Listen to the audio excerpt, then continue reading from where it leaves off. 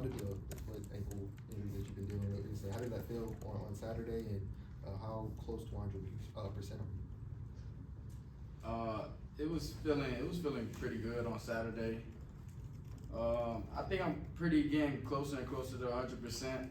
I've been working with my trainers and my strength staff, and I feel I'm getting closer, very close to that mark.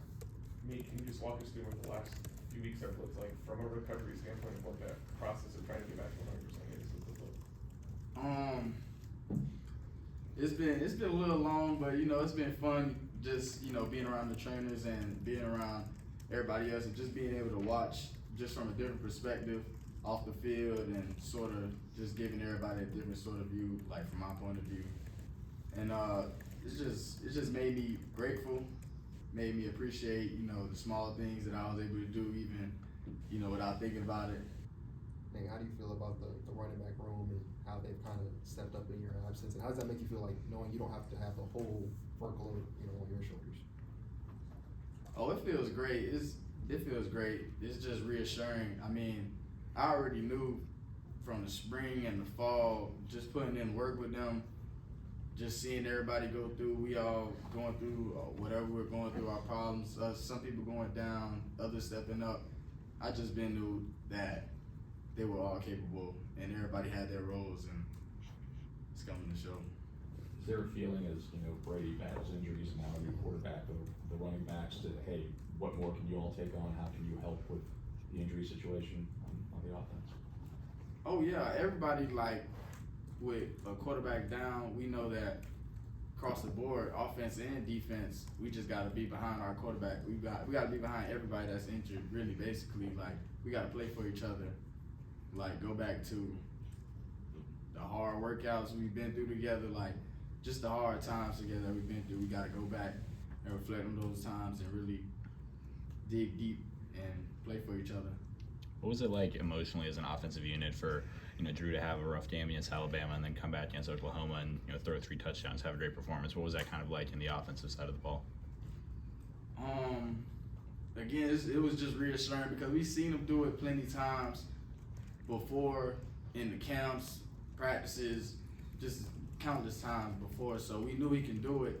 It's just all about getting the confidence and just knowing that he had we all had his back. So I feel like that was a big part. Nate, with Drake stepping into a starting role now at center, what gives you confidence that he can fill Connor's shoes effectively?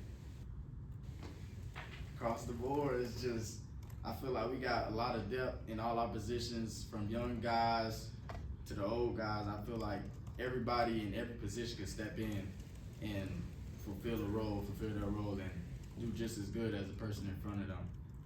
Nate, where does South Carolina's defensive line stack up against the lines you've seen this season, and what's the challenge countering? Oh, it's definitely one of the best D lines we're going to see this season, or we've seen so far. So it's going to be a tough challenge, and we're ready to embrace it. What's how does the rest of the offense kind of adjust around a new center and a new quarterback that you've seen? What's that like for the rest of you?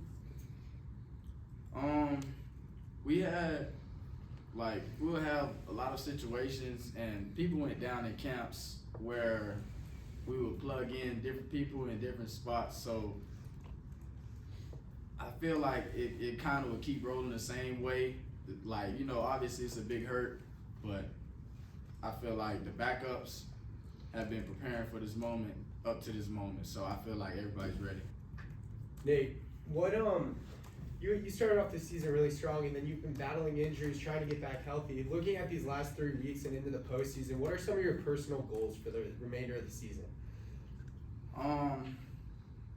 My biggest personal goal is just to win the championship, just to go far. It's really not a personal goal, it's really a team goal, but I'm really not looking towards any personal goals. It's just the one big goal at the end. Hey, what have you seen out of Jamal specifically in these last few weeks, and what do you tell him, after he has that fumble late in the game to kind of, keep his spirits up? I told him, like, don't even think about it. Don't even think about it. Like, don't even look down. It's just another play in the game. Like, we got plenty of time. We got timeouts. We got opportunities. So I told him like, don't keep your head down on it. Like, we gotta play the next play. We're always worried about this play. Having played in Kyle Field now at Texas A&M and really getting that sort of high-level SEC environment, how does that prepare you guys for going to South Carolina? Williams-Brice is another one of those very loud stadiums. How are you guys going to prepare for that crowd noise? Well, probably going into practice, we're gonna have we'll have similar crowd noise, like just loudspeakers trying to simulate the crowd, just getting signals across and stuff like that. And just trying to get used to like playing on the field and really trying to ignore the crowd noise. Anything else for me? Appreciate it. Thanks, Nate. Thanks, Nate.